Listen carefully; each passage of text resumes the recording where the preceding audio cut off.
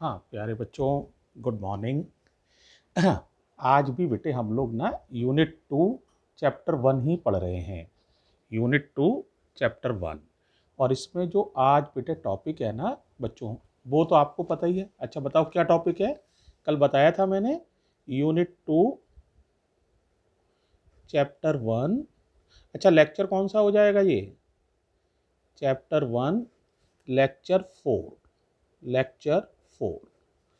और प्यारे बच्चों आज का टॉपिक ये है कि अगर किसी वायर को, उसकी लंबाई को हम स्ट्रेच करके n टाइम्स कर दें, if a wire is stretched n times to its original length, then its resistance becomes n square times।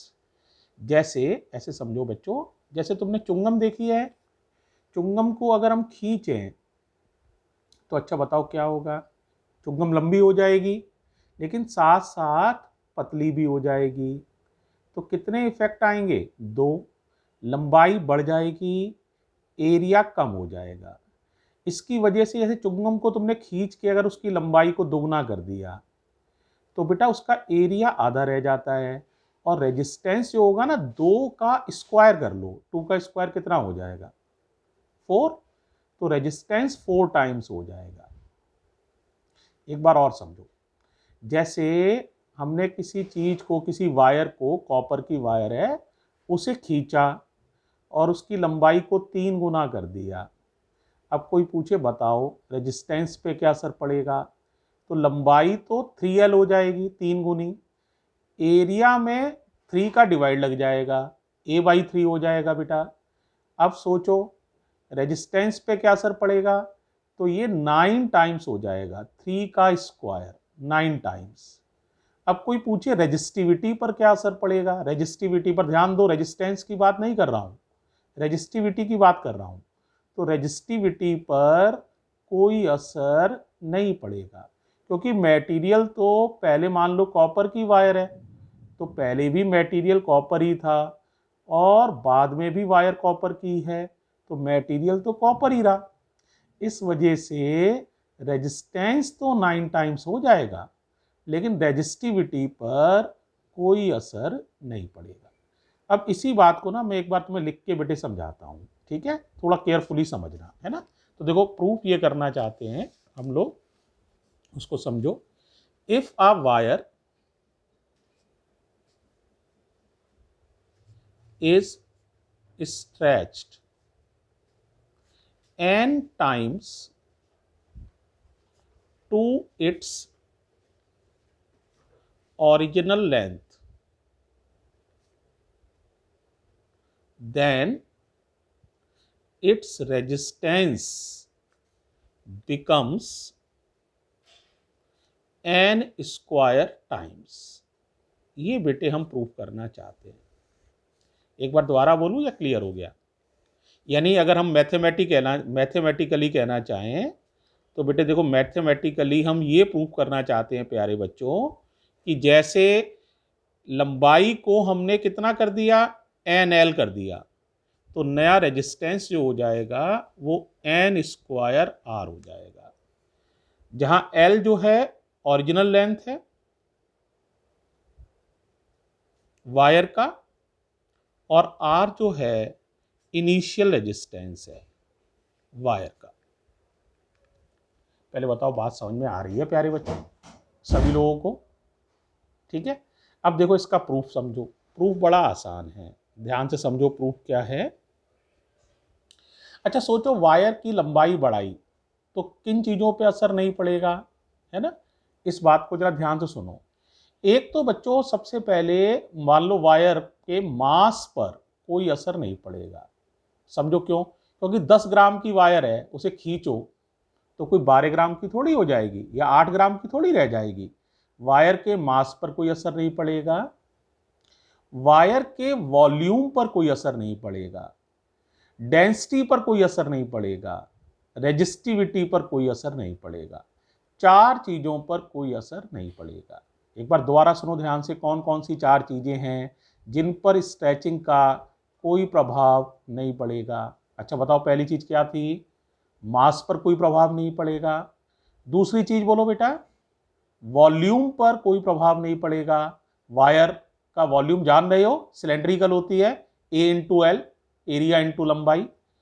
तीसरा, डेंसिटी पर कोई असर नहीं पड़ेगा। चौथा, रेजिस्टिविटी पर कोई असर नहीं पड़ेगा। तो मैं वॉल्यूम से ही बात को शुरू कर रहा हूं बेटे। तो देखो वॉल्यूम जितना पहले होगा वायर का उतना ही बाद में रहेगा। अब शुरू में वॉल्यूम होगा एरिया इंटू लेंथ, बाद में भी एरिया इंटू लेंथ। सोचो क्यों, वायर को कैसा माना है, सिलेंड्रिकल, सिलेंडर का वॉल्यूम मालूम है, एरिया इंटू लेंथ। अब देखो बेटा शुरू में एरिया ए है, लेंथ कितनी है बोलो, L1 की वैल्यू L है, बाद में एरिया A2 है, और नई लंबाई कितनी कर दी है तुमने, NL, यानी N इंटू एल। शुरू में लंबाई L है, बाद में NL है, शुरू में एरिया A1 है, बाद में A2 हो गया। अब देखो बेटा L से L दोनों तरफ कट जाएगा, A2 कैलकुलेट कर पाओगे, A2 आ जाएगा प्यारे बच्चों A1 upon N। Is it okay? अब बताओ रेजिस्टेंस का फॉर्मूला क्या होता है। रेजिस्टेंस होता है वायर का, कल मैंने बताया भी था, रो एल अपॉन ए। क्या होता है बताओ, रो एल अपॉन ए। रो का नाम रेजिस्टिविटी है, एल का नाम लेंथ ऑफ द वायर है, ए का नाम एरिया ऑफ क्रॉस सेक्शन है। रो तो कांस्टेंट रहेगा, कांस्टेंट चीज को छोड़ दो, तो क्या R1 अपॉन R2 का फॉर्मूला बना लोगे। एल ऊपर आ रहा है ना, तो यहां तो L1 अपॉन L2 आएगा बेटा। ए नीचे आ रहा है, उल्टा रेशियो आएगा। उल्टा रेशियो समझ रहे हो, A2 अपॉन A1। तो R1 अपॉन R2 का फॉर्मूला क्या बन जाएगा बताओ, L ऊपर आ रहा है तो L1 अपॉन L2, ए नीचे आ रहा है तो उल्टा फॉर्मूला आएगा बेटे, A2 अपॉन A1। अब वैल्यू रखो सभी की। अच्छा वैल्यू रखो, बताओ क्या हो जाएगा, सोचो तो, R1 अपॉन R2, L1 की वैल्यू थी L, L2 की वैल्यू हो गई NL, A2 की वैल्यू यहां से देख के लिखो, A2 की value A1 upon N, A2 की वैल्यू रख दी है, A1 चेंज नहीं किया है, A1 ही लिख दिया है।